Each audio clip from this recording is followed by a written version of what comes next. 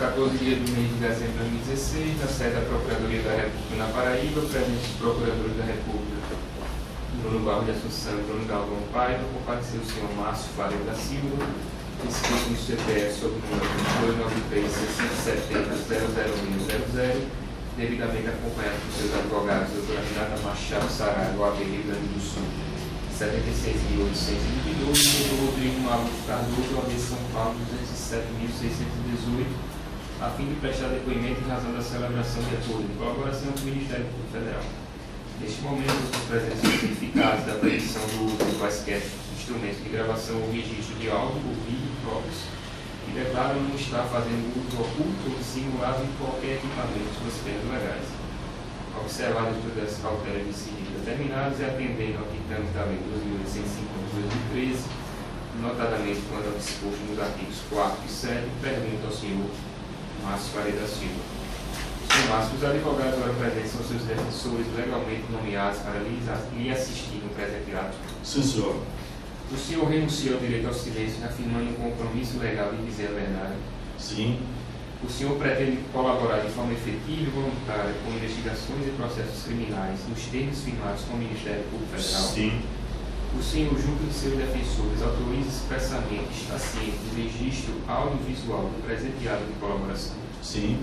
O senhor está ciente de que os efeitos da colaboração premiada dependem de um ou mais dos resultados previstos no artigo 4º da Lei 2.850/2013? Sim. O senhor, no tocante ao anexo 2, grave do PAC-SMS, pretende responder às questões formuladas? Sim, senhor. Então vamos a elas. Inicialmente, senhor Márcio, eu queria que o senhor relatasse que obra foi essa, qual era o objeto dessa obra PAC-SMS, qual foi o ano da licitação da obra e qual foi, basicamente, qual era o valor da obra. Perfeito. Doutor, o PAC-SMS foi um contrato que se tratou de, como o próprio nome diz, SMS, que é Saúde, Meio Ambiente e Segurança. A Petrobras tinha vários ativos espalhados no mundo, que estavam realmente em situação, para dizer assim, deplorável, totalmente sucateado, para ser a palavra até um pouco branda. Aí a Petrobras, houve um atendimento, ela teve até casos muito graves em unidades na Argentina e tudo, teve até morte. Ela foi fazer um contrato que abarcava 9 países, entre países da América Latina, Estados Unidos e Japão, e ela quis fazer um contrato único para fazer todas as manutenções, remediações e ajustar esses ativos para que atendesse esses requisitos. Nos 9 países. Nos 9 países. E era um contrato único. E foi um contrato que demorou muito. O valor do contrato, quando nós assinamos, chegou a 825.660.000, assinado em outubro de 2010. E esse contrato foi gerido pela área da diretoria internacional da Petrobras, que tinha a delegação de cuidar desses ativos. Certo. Isso foi em qual ano? Olha, o contrato foi em 2010, mas nós começamos a trabalhar talvez um ano antes. Certo. Nesse caso, senhor Márcio, houve ajuste de mercado para essa licitação? Nesse caso, foi uma carta-convite diferente, onde eu vou relatar para o senhor que houve um acordo de proposta de cobertura, porque esse contrato, desde o início, ele foi dirigido para nós. A verdade foi essa. Meses antes disso, o Rogério foi procurado por um gerente da área internacional da Petrobras, de nome Luiz Teles, que procurou, perguntou o nosso interesse, que estava disposto a ajudar, evidentemente, em troca de propina. Certo. E a contrapartida dele, se a gente estivesse de acordo, é que a gente teria as informações antecipadas do projeto. Certo. Foi isso, basicamente, que nasceu o projeto. Qual foi, então, o que ele oferecia eram informações privilegiadas? E o mais que é privilegiado antecipada. Certo. Porque a gente já ia trabalhando e já ia vendo todas as dificuldades, facilidade, ter preço dos vários fornecedores nessa gama toda de países. E o que ele queria era isso, em contrapartida o pagamento de propina. E nesse contrato que o senhor Aloysio teve com o senhor Rogério, ele falou em valor específico? Falou em 3% sobre o valor do contrato. Certo. E aí o senhor Rogério passou... O Rogério me procurou, me falou do projeto e falou, Márcio, tem esse custo, como é que a gente faz? Eu falei, olha, vamos em frente. Aí ele disse o seguinte, olha, o Aloysio vai querer uma reunião com a sua presença e a senha vai ser que nós vamos em frente. Ele vai entender que eu estava, nesse momento, aprovando a propina de 3% do contrato. Reuni com ele, na sala dele, no Rio de Janeiro, e assim foi feito. Eu aprovei a continuidade da proposta. Certo.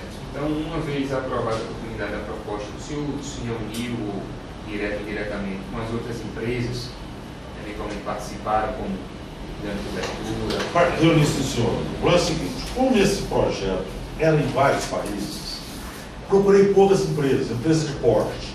Eu tive especificamente com a Andrade Gutierrez, com a AS e com a Camargo Correia. Expliquei para eles do que se tratava, pedindo até ajuda, porque isso era fora daquela agenda que a gente tinha de ajuste de mercado. Eles falaram que ia ajudar, mostraram total desinteresse no projeto, principalmente pelo fato que você tinha uma parte importante nos Estados Unidos e no Japão. Nos Estados Unidos, só a Odebrecht que estava atuando naquele mercado, através de outra área, mas ele já tinha uma base lá. Então, foi de total desinteresse e se mostraram, assim, suscetíveis a dar uma proposta de cobertura. Certo. Então, eles não tinham interesse nenhum, mas em me ajudar, mas concordaram em contribuir com uma proposta de cobertura, sim, senhor. Ok. O AS também está bom. A OAS está.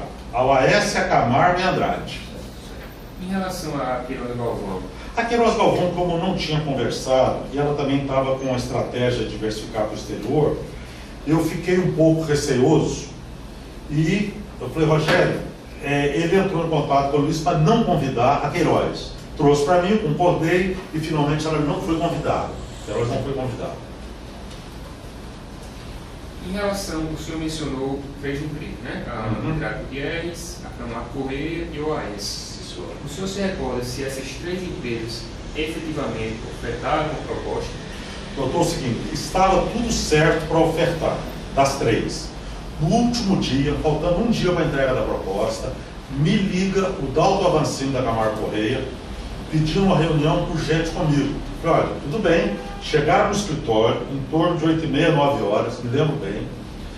Chegaram lá, cheio, assim, de desculpas, dizendo, pô, Márcio, por orientação, nós não vamos poder contribuir dando uma proposta de cobertura, porque a empresa está muito assim, ainda sentindo os efeitos da operação Castelo de Areia que eles estavam envolvidos. Não apresentaram, tudo bem, se não pode, mas a Andrade e a OAS apresentaram.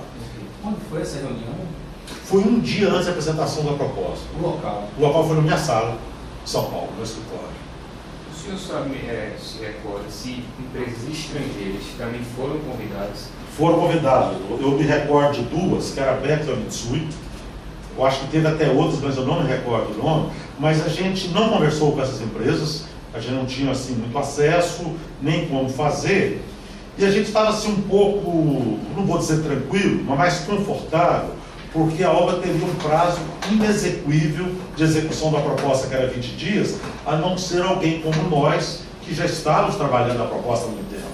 Então nós corremos risco e, como esse prazo é totalmente contra as normas da Petrobras, o que a gente acertou é que, faltando poucos dias para o 20, eles dariam um adiamento, mas também pequeno, que não daria tempo para as empresas fazerem no exterior. E afinal elas nem apresentaram. Certo. Então, essa questão do prazo curto do edital também foi uma contrapartida. Uma contrapartida Sim, em relação àquele pedido anterior. Isso. Então, é uma forma de garantir que a gente... Era um prazo curto, inexequível, associado à divulgação antecipada das informações para a empresa, sim, para ela poder se preparar e isso, preparar sua proposta. E esse prazo curto ele tornaria, impossibilitaria... totalmente tiraria ela do certame. Certo. E aí, no dias próximos ao edital, houve uma prorrogação, é isso? Houve uma prorrogação pequena também, que quem não tivesse feito, não está normal. E acabou que não apresentaram, todas declinaram. Certo. E o senhor tem, já apresentou esses documentos de contrato, de prorrogação, de edital? Carta convite já está com a nossa corroboração, carta convite, o adiamento, entrega das propostas, tudo já está entregue ao Ministério Público. O senhor se recorda, se o senhor mencionou que houve um edital, um prazo inicial, uma prorrogação por mais 15 dias. Isso. O senhor se recorda se houve um outro pedido, um novo pedido de mais 15 dias? O senhor tem essa... Doutor, eu não sei se nós pedimos e não foi atendido ou se não pedimos, porque o prazo praticamente já atendia a gente.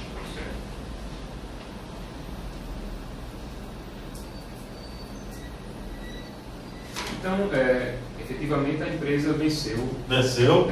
Essa... Nós apresentamos o menor preço, passamos por um processo de negociação, como tem vários contratos, demos um desconto, mas vencemos a obra e teve a recomendação de contratação. Certo. Entre o término da licitação e a celebração do contrato, o contrato foi celebrado imediatamente? Não. Houve algum tipo de resistência? Doutor, não foi. Interessante que a gente, pela urgência que o pessoal falava, pelo estado que se encontravam os ativos, eu achava que era o seguinte: assina começa amanhã. Ao contrário disso, a gente sentia que o pessoal da comissão de licitação já tinha enviado a recomendação de contratar e o negócio atrasava. Aí, como o Rogério, nosso diretor, estava sempre envolvido, Rogério, o que está acontecendo? E através do Zelada, que era o diretor da área internacional, olha, está tudo pronto, mas a gente nota uma resistência, principalmente pelos diretores indicados pelo PT. Por quê? A diretoria internacional era sabidamente uma indicação da bancada do PMDB, mais especificamente do PMDB de Minas. O pessoal não tinha muito interesse nisso, não. O que eles pensavam, foram protelando, a gente aguardou e demorou muito. Demorou, não, fora dos padrões normais, a partir do momento que a comissão de licitação já encaminha sugerindo a contratação. Essa demora, senhor Márcio, é uma demora de dias, de meses? Meses. Ficou enrolando, até que eu acho que pelo estado que estavam os ativos, eles estavam tendo que assinar. O senhor já mencionou que houve a solicitação de vantagem devida por parte do senhor Aloysio Teres, Isso. que era gerente da Gerente internacional. Isso. Certo? Além desse pedido, chegou ao conhecimento do senhor, direto ou indiretamente, outras solicitações? Chegou, e aí que foi a solicitação mais vultosa. Tinha um intermediário, ou lobista, não se queira dar, um interlocutor entre a diretoria internacional da Petrobras, que era nomeada pelo PMDB, e a diretoria internacional. O senhor João Augusto procurou o Rogério e falou: olha, esse projeto é da diretoria internacional e para que ele caminhe, seja assinado e vá dentro dos trâmites normais, o partido precisa de uma contribuição expressiva nesse contrato. Aí falou o número 5%, um valor muito alto. O Rogério me trouxe, falou: Márcio, o projeto só vai voar com isso. E quem trouxe? João Augusto Henriques. Quem ele é? Intermediário, interlocutor entre a diretoria e o partido. Falei: vamos em frente, paciência, vamos pagar. O senhor, esse 5% corresponderia a... Em volta de 40 milhões de dólares. 40 milhões de dólares, certo. E o senhor, houve autorização de... Houve autorização para seguir em frente. Certo. O senhor, enfim, como é que foram feitos esses pagamentos? O senhor, posteriormente a esse aceito, houve algum tipo de reunião com o senhor João Augusto, com, enfim, outras pessoas, agentes públicos ou agentes políticos? Houve, doutor. O que acontece é o seguinte: por um contrato dessa magnitude, o que passou na minha cabeça é que o pessoal queria uma confirmação, que eu abençoasse e que isso não ficasse no acordo com o Rogério. Aí, num belo dia, eu recebo o e-mail do Rogério, o Márcio, convocando para uma reunião que ele chamou de cúpula do PMDB. Eu não tinha a menor ideia. Bom, Márcio, a reunião vai ser dia 15 de junho de 2010, isso deve, o e-mail é de 1 ou 2 dias antes, nós temos ele anexado com corroboração, e falou: olha, o local da reunião é no escritório político, na rua Antônio Batuíra 470, bem próximo da Praça Pan-Americana, quem conhece ali em São Paulo, em Altos Pinheiros. Falei: vamos. Vamos lá. Esse escritório político era escritório de algum político específico? Doutor, chegando lá eu soube que se tratava do escritório político do senhor Michel Temer, à época candidato a vice-presidente da República, na chapa com a Dilma. Ok, então a reunião foi do senhor e o senhor Rogério. Eu e o Rogério, o que aconteceu? Como foi? Os senhores foram separados? Não, fomos juntos. O Rogério veio no dia anterior, se hospedou no Hotel Tiro da Alameda Santos, passei com o meu motorista na época, o senhor Adelso, que ele fez o sinal lá, o lugar que a gente chegava mais rápido, tomei café da manhã com o Rogério, seguimos para a reunião. Certo. E exatamente nesse endereço. E aí, chegando a essa reunião, quais eram as pessoas que estavam, que se fizeram presentes na reunião? Doutor, chegamos, nos anunciamos, nos colocaram na sala, uma salinha de espera por muito pouco tempo. Chegando na sala, cumprimentei o ex-deputado Eduardo Cunha, que estava também já na sala de espera. A gente cumprimentou e logo fomos anunciados. Fomos anunciados, entramos numa sala maior e que nessa sala estava presente o Michel Temer. Ele sentou na cabeceira, como se fosse aqui. Certo. Eu sentei aqui, Rogério aqui, do lado de lá, Eduardo Cunha, o deputado Henrique Eduardo Alves e o João Augusto mais atrás. Certo. Foi assim que nós chegamos e ficamos na reunião. Presença de todas as pessoas foram direto, digamos assim, a conversa foi objetiva, foram direto ao ponto, houve conversa sobre amenidades, o cenário político. Isso, exatamente isso. Como é que foi assim? Qual É o era o seguinte, cenário, qual era o clima dessa reunião? chegamos lá, por exemplo, foi as apresentações, porque eu não conhecia nem o Temer, o Michel Temer, e nem conhecia o deputado Henrique Eduardo Alves, apresentações, muitas amenidades, falando da política, como é que seria. Eu que não conhecia, foi a única vez que eu tive contato, até perguntei, falei, mas doutor, como é que é ser vice-presidente da Dilma? Eu não conheço a Dilma, disse para ele. Dizem que é uma pessoa muito complicada. Aí o pessoal riu, aquela coisa toda, e para minha surpresa, assim, até com intimidade, para quem nunca eu tinha visto, falou, não, se acontecer qualquer coisa aí, esses rapazes aqui, ele apontou para os dois deputados, Henrique Eduardo Alves e Eduardo Cunha, falou, não, pode deixar que ela venha e fica aqui. Esses jovens, esses rapazes resolvem para mim lá, não estou preocupado. Fica aqui ele sinalizando para o colo dele. Do colo deles, exatamente. Como se, assim, dando a entender que os dois rapazes iam resolver os assuntos necessários de interesse do PMDB. Certo.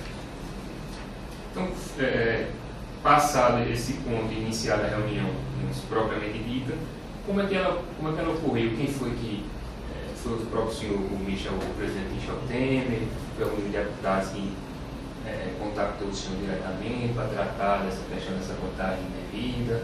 Como é que a reunião se desenvolveu? Doutor, olha que passadas as amenidades, o Eduardo Cunha tomou a palavra, explicou, falou, olha, o pessoal está no processo de contratação do contrato PAC-SMS com a Petrobras, diretoria internacional, e tem um compromisso que, se realmente for adjudicado assinar o contrato, vai ter uma contribuição muito importante para o partido. Olhando para mim, porque eu é que teria que confirmar esse entendimento. Eu fui lá assim para abençoar esse compromisso. Falou, eu falei, exatamente, estou de acordo, nós vamos contribuir com o que o deputado falou. Não se falou em valores, mas entre eles estava João Augusto, e eu simplesmente confirmei que honraria os compromissos. Essa reunião ela ocorreu antes da celebração do contrato? Ali no meio. O contrato já estava assim, encaminhado, o pessoal já sabia o contrato seria nosso. A garantia ao senhor João Augusto. E nas conversas lá com o pessoal da diretoria internacional, a gente já tinha o menor preço, ou seja, era encaminhar, atrasando ou não, dentro da burocracia da Petrobras, o contrato seria nosso. Então essa reunião, pelo que eu entendi, foi mais para abençoar. As pessoas tinham a certeza. Que eu estava de acordo. Exatamente. Pessoal do senhor. Porque até então estavam negociando com o Rogério. Então eles queriam falar, olha, por um valor desse, pela importância, eles devem ter pensado, eu quero alguém lá em cima para assumir esse compromisso. Ficou claro, ficou evidente que essa contribuição era propina, era vantagem devida? Totalmente vantagem devida, doutor, porque era um percentual em cima de um contrato. Ninguém falou em diretório, seja ele municipal, estadual, federal, nada. Era um percentual de um valor determinado do contrato. Certo. Depois dessa reunião, o senhor reportou, se tem um conteúdo dessa reunião, ao senhor Marcelo Odebrecht, que eu conversou com ele. Saindo dali, eu cheguei porque, o que acontece? Eu não conhecia esse pessoal. Eu não detinha na empresa a relação política, principalmente nesse nível. Cheguei e falei, Marcelo, aconteceu isso, relatei a reunião para ele, ele se mostrou muito surpreso. Mas você foi alguém mais que não? Estive lá, se mostrou surpreso, mas... Mas surpreso, porque... Pelo fato de estar sendo tratado comigo. Eu não era o elo da empresa para tratar com político. Certo.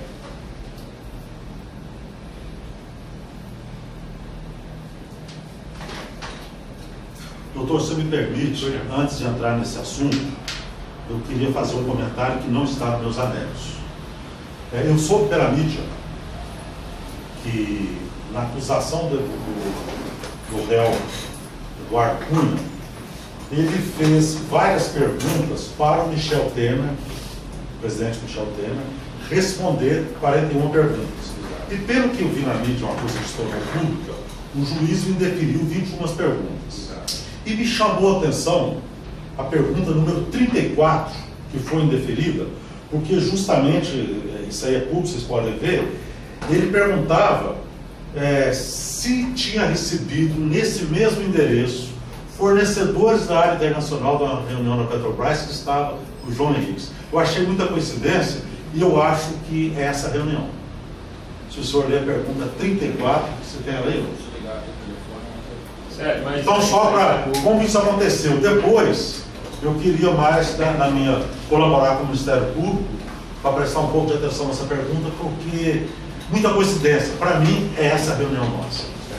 No caso, uma pergunta do senhor Eduardo Cunha ao Michel Temer, ao presidente Michel Temer, na qualidade de testemunha de defesa. Certo, então, houve a reunião, foi dado o ok que haveria o pagamento, o contrato foi assinado, e eu pergunto ao senhor Márcio, como é que o pagamento foi operacionalizado?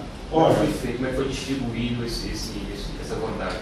Esse dinheiro foi o seguinte, o João Augusto procurou o Rogério, que morava no Rio, tinha mais relação, para estabelecer os critérios do recebimento desse dinheiro. Ele indicou um intermediário, um agente, o que seja, chamado Ângelo, que na empresa recebeu o apelido de Voz Omeia Branca. Dizem que ele tinha uma voz muito forte. E ele seria o encarregado de retirar esse dinheiro nas partes aqui entregue em efetivo.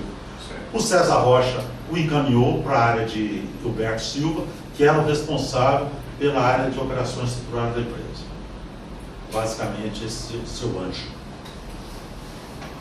Certo. E o senhor sabe detalhar como é que esse pagamento foi feito? Foi feito todo em espécie, todo no Brasil, parte em espécie, parte no Brasil, parte fora? Doutor, isso aí vai ser muito demonstrado agora, quando da abertura do nosso sistema. Tem dos dois tipos. Tem pagamento feito no Brasil em espécie e tem também no exterior em contas. O senhor, nesse caso específico aqui, o senhor sabe, em relação ao pagamento no exterior, qual foi a empresa, a conta em qual empresa recebeu esse valor? Eu não sei especificamente o nome da empresa, mas eu sei que foi e está no nosso sistema, que isso vai ser demonstrado e muito fácil chegar nas contas. Certo. O senhor conhece, ouviu falar, ou sabe se há alguma relação entre a empresa GVTEL e esse contrato? GVTEL? GVTEL Márcio, talvez não saiba, mas pelos levantamentos que a empresa já fez, GVTEL foi a empresa para a qual os pagamentos foram direcionados. Os pagamentos exterior. Isso. Então é isso. Quando eu disse que vai mostrar no sistema, isso já é fruto da pesquisa no sistema. O sistema que o senhor menciona é o sistema Drauz, CISO. Então, em relação aos pagamentos no Brasil, tem aqui Existe um setor na empresa, né? Olha, você tinha área de operação estruturada que o César Rocha comunicava para ele e ele se encarregava de entrar em contato com esse interlocutor para entregar o dinheiro, seja no hotel, num cambista, dava uma senha e ele buscava. Quem era o responsável por esse setor? Gilberto Silva.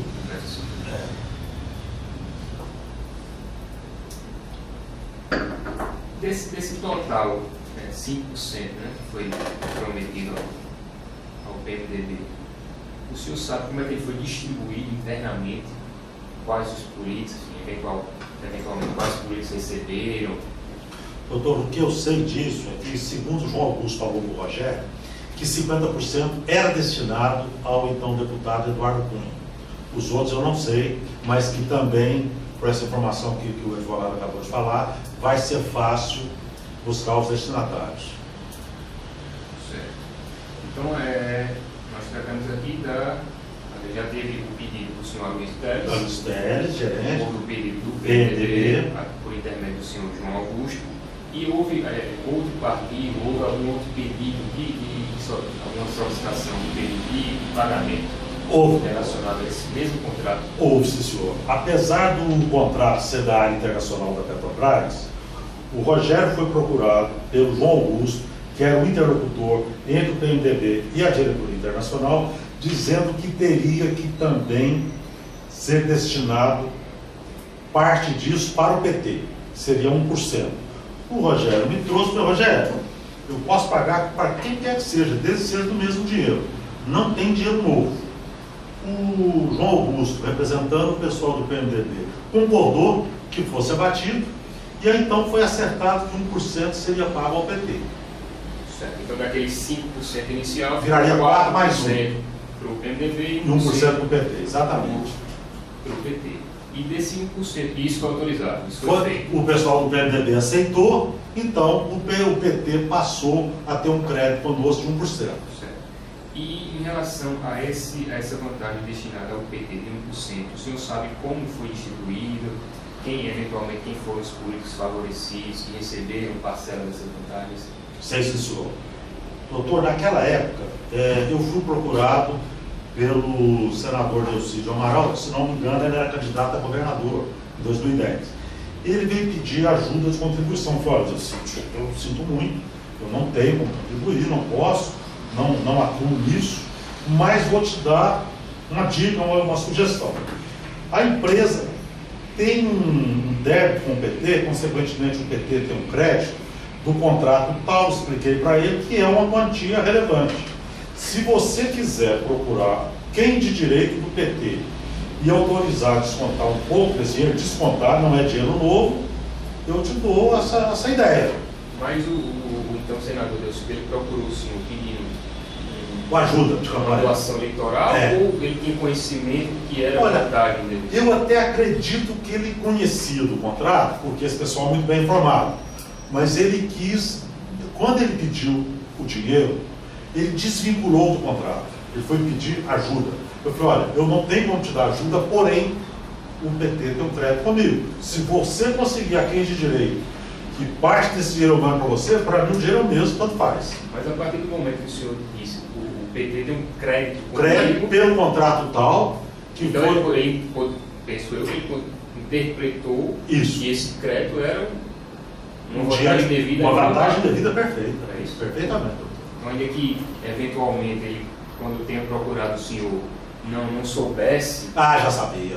Mas, eventualmente, ele não soubesse, quando o senhor disse, não, o PT tem um crédito aqui comigo... Referente ao contrato tal. Certo. Exatamente, específico. Ok. E aí ele saiu com essa informação? Saiu com essa informação, procurou quem de direito do PT, e aí, parte depois, o Rogério recebeu a informação que estaria autorizado a fazer esse desconto, e na época, doutor, eu não achei no sistema ainda, eu lembro que era 1 milhão, eu não sei se de dólar ou de reais, e além do Delcídio, autorizaram um desconto adicional para o senador Humberto Costa de Pernambuco, também de 1 milhão, esse com certeza era de reais.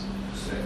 Mas então, só para fixar, então o senhor passou a informação ao senador Delcídio. Ele saiu procurou quem de direito e depois chegou ao senhor a informação de que podia. Estava autorizado aquele pagamento. Sim, senhor. Essa informação, o senhor sabe quem foi o remetente, quem trouxe essa informação para o senhor Rogério? Ô, doutor, se não me engano, foi o Barusco, porque ele cuidava dos interesses do PT na Petrobras.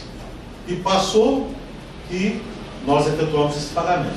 Então foi $1 milhão de dólares, de reais, que eu não me lembro. E $1 milhão para o Humberto Costa de Pernambuco. Certo. Esses dois políticos, dois senadores, eles tinham, dentro do sistema da Odebrecht, tinham apelidos? O Delcídio, sim, Ferrari.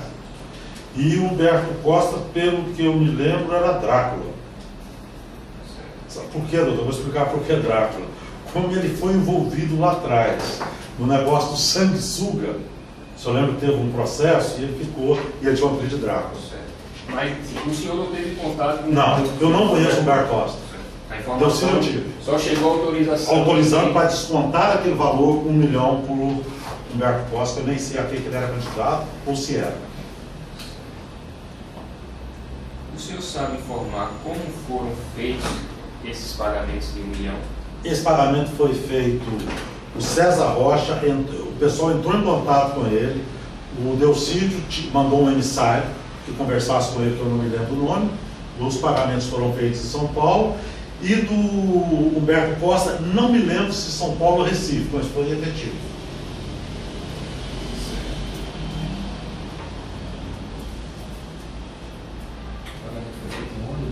O Delcídio em São Paulo.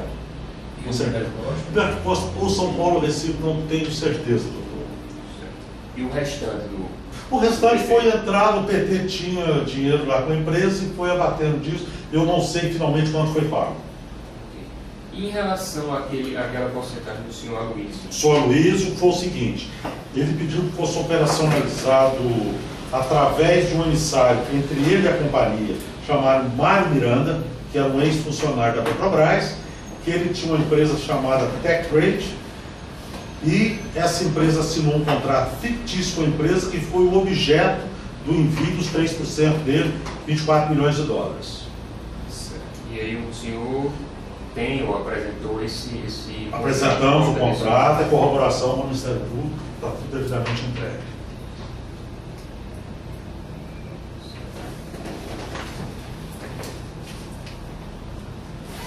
Consta, senhor Márcio, aqui esse contrato tem um valor muito alto, assim, de 800 bilhões...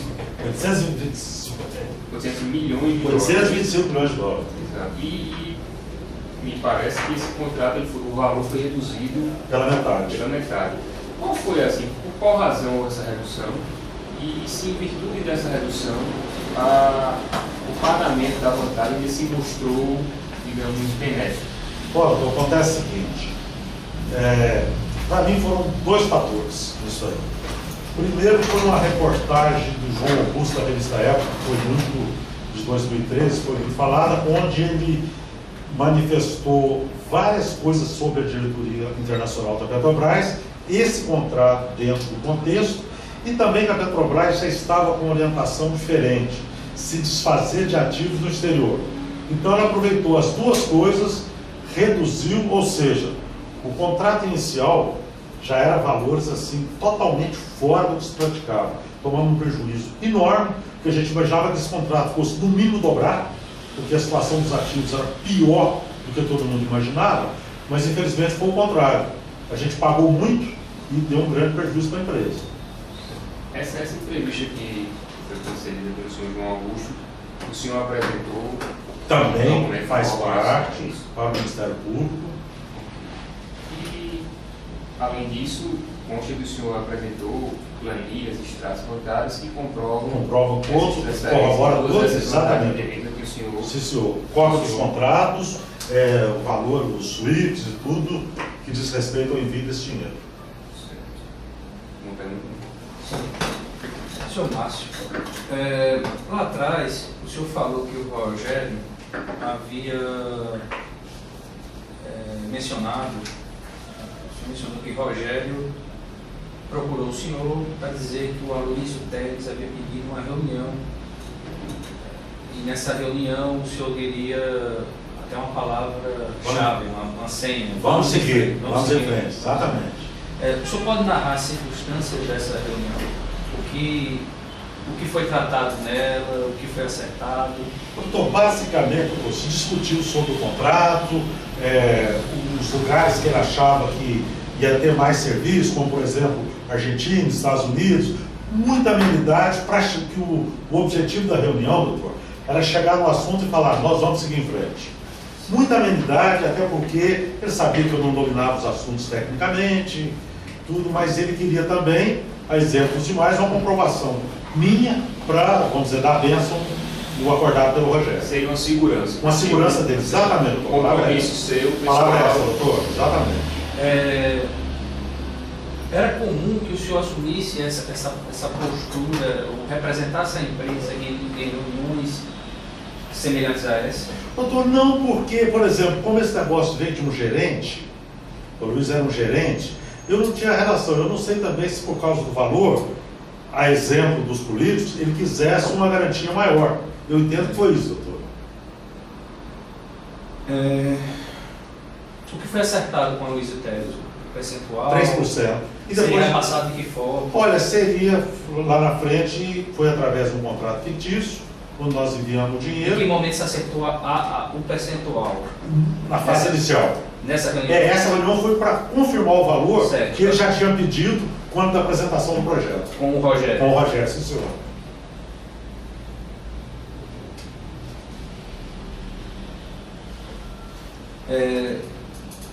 O senhor mencionou que o Marcelo Odebrecht achou estranho, estranhou essa abordagem da cúpula do PMDB ao senhor. O senhor disse também que o senhor não era o elo, não era, digamos assim, político, elo institucional com a classe política, pelo que eu entendi. Não, porque justamente esse pessoal, como na Petrobras, você tratava a coisa a nível de diretor, depois chegou o PT. Principalmente políticos desse calibre, não tinha relação nenhuma. Nenhuma. Pois é. E aí o Marcelo se mostrou surpreso. Se o senhor não era o elo, não fazia essa ponte, por que então o senhor resolveu ir a essa reunião? Houve alguma conversa prévia com Marcelo Odebrecht para acertar a ida do senhor o Rogério, reunião? Conforme eu disse para o senhor, é o seguinte: o Rogério mandou um e-mail. Ou com algum outro executivo da empresa? Não, até porque o seguinte, não estava explicitado a agenda, era uma reunião naquele endereço, que eu nem sabia de quem era, fiquei sabendo chegando lá, e era coisa vinculada ao projeto. Então eu fui lá, eu não sabia a agenda, porque e inclusive imaginava que esse pessoal não fosse falar um assunto desse comigo, eu não conhecia os presentes, a não ser o Eduardo e o João Augusto. O senhor também mencionou, mais ou menos no meio do seu depoimento, que houve uma demora para assinatura do contrato. Em algum momento, a solução para essa demora foi oferecida como uma vantagem em troca de propina ou em troca de pagamento de dinheiro para financiamento de campanha? Doutor, é o seguinte, como eu tentei explicar lá atrás, é o seguinte: como você tinha na diretoria executiva uma presença muito forte do PT, e esse assunto era de interesse do PMDB, foi por isso que entre a decisão e a sugestão do pessoal da diretoria internacional de contrata e afetivação que foi demorando, mas nesse período até então ninguém tinha procuraram depois, que dos 5% do PMDB, tirou 1 do PT e virou 4%. Mas durante essa fase não, ninguém procurou. Em relação a esse anexo eu não tenho mais perguntas. Só mais um detalhe, senhor Márcio. Então, o senhor mencionou que, quando foi visto, o PT depois recebeu 1%. 5% foi desnegado, 4% Isso. Então, esse porcento, talvez, na sua interpretação, tenha sido justamente em razão dessa divergência inicial entre diretoria executiva, diretoria internacional. Pode até ser, doutor, que eles acertaram lá que uma vez feito isso, mas nós não tivemos acesso a isso. Nós tivemos acesso à cobrança, e como para nós o valor era o mesmo, Porque, olha, se for 5, 0, 4, tanto faz. Senhor Márcio, o senhor gostaria de fazer alguma outra consideração que não foi? Não, doutor, eu acho que eu já fiz aquela com relação à pergunta 34, e fora disso, eu acho que falamos tudo desse projeto. Eu tenho duas observações, são detalhes. Primeiro, onde eram alocados esses valores referentes à propina nas planilhas?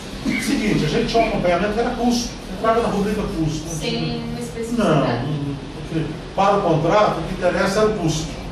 Se era comprando, era custo. E depois, lá no início, nas reuniões da OAS, quando a Correia, Andrade, essas reuniões aconteciam aonde? Olha, eu já me reunia muito com esse pessoal, eu acredito que esse caso aqui, acho que foi no meu escritório no deles, com certeza. São essas só. Então, portanto, respondidas as questões formuladas e nada mais havendo a ser consignado, será agora encerrada a gravação audiovisual e seguida o livro assinado o termo que também registro o presente ato.